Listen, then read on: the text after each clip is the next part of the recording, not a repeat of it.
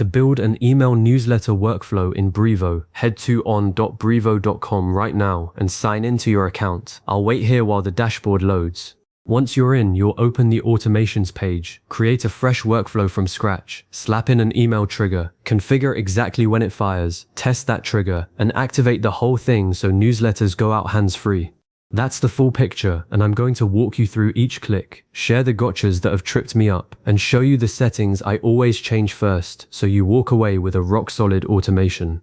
The very first thing is making absolutely sure you're logged into the correct Brevo account. A lot of us manage multiple workspaces, maybe a client account and your own, and I can't count the number of times I've built an entire automation only to realize I was in the wrong spot.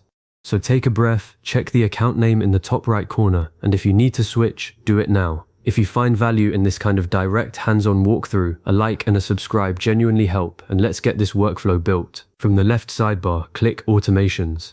That takes you to a page listing every workflow you've ever created. If you've never touched automations before, it'll be empty, and that's totally fine. Before you create something new, glance at what's already here. You might spot an old automation that's still active, sending stuff you forgot about, or maybe one that's broken because the trigger condition no longer makes sense. I once left a welcome series running for 6 months after I'd cleaned the list, and it was still trying to fire for contacts that didn't exist anymore. Not a great look, so I always do a quick audit first.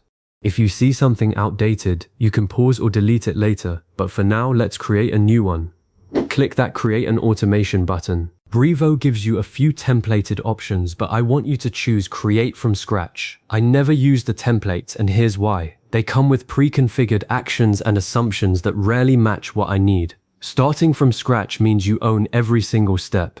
You decide exactly who enters, when they enter, and what happens next. It's a little more work up front, but you'll never wonder why a contact received something they shouldn't have. The workflow builder opens in a clean drag-and-drop canvas. You'll see a blank start node sitting there, waiting for you to give it life. Now scroll down in the right-hand panel to the email section. This is where you pick your trigger. A trigger is the event that causes the entire automation to fire. Think of it like a tripwire. The moment a contact crosses it, Brevo pulls them into the workflow and starts executing whatever you've laid out. For a newsletter workflow, the trigger I reach for 9 times out of 10 is contact added to a list. It's dead simple and gives you pristine control over who's in the queue. But you might see other email triggers like contact submits a form, contact clicks a link, or contact updated. Pick the one that matches your marketing objective. If you're building a weekly digest that goes to everyone on your mailing list, go with the list trigger. If you want the newsletter to only send to people who filled out a specific lead magnet form, then the form submission trigger is your friend. I've seen people try to use contact created as a catch-all, but that captures every new contact from everywhere. Imports, manual adds, API calls, and suddenly you're blasting a newsletter to a test contact you added while debugging. Not fun. So be intentional about this choice.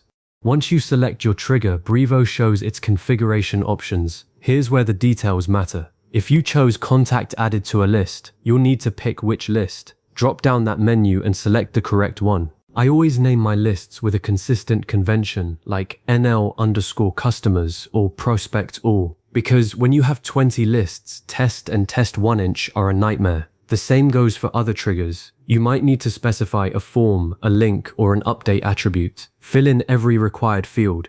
There's also occasionally an exclusion setting where you can say don't trigger if the contact already belongs to list X. Use it. If you're running a re-engagement newsletter, you don't want it firing for people who are already in your active customers list because they're getting something else. I learned that the hard way when a client's VIP list got the same generic newsletter as new signups, and the unsubscribes came rolling in. So double check your trigger settings now. You cannot easily change them after the workflow has started processing contacts. Once you're satisfied, click Save. That start node now has a solid trigger attached, and you'll see a small green check mark on it. The next step is non-negotiable. Test the trigger. Click the Test button. Brevo will simulate the trigger using a sample contact it picks from your database. Don't skip this. I've seen workflows that looked perfect in the builder, but the trigger was misconfigured. Maybe the list was empty, or the form ID was wrong, and the automation just sat there doing nothing for weeks.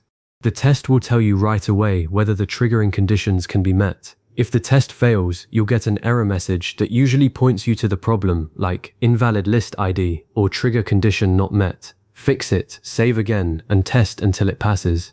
When the test succeeds, you'll see a confirmation, and you can even follow the simulated contact through the workflow steps to check every path. This is also a good moment to add your actual email action, the newsletter send action, after the trigger node. But since we're focusing on the workflow skeleton, know that you'll connect your email template later. For now, the trigger is solid. Let's underscore what's happening under the hood. Brevo monitors contacts in real time.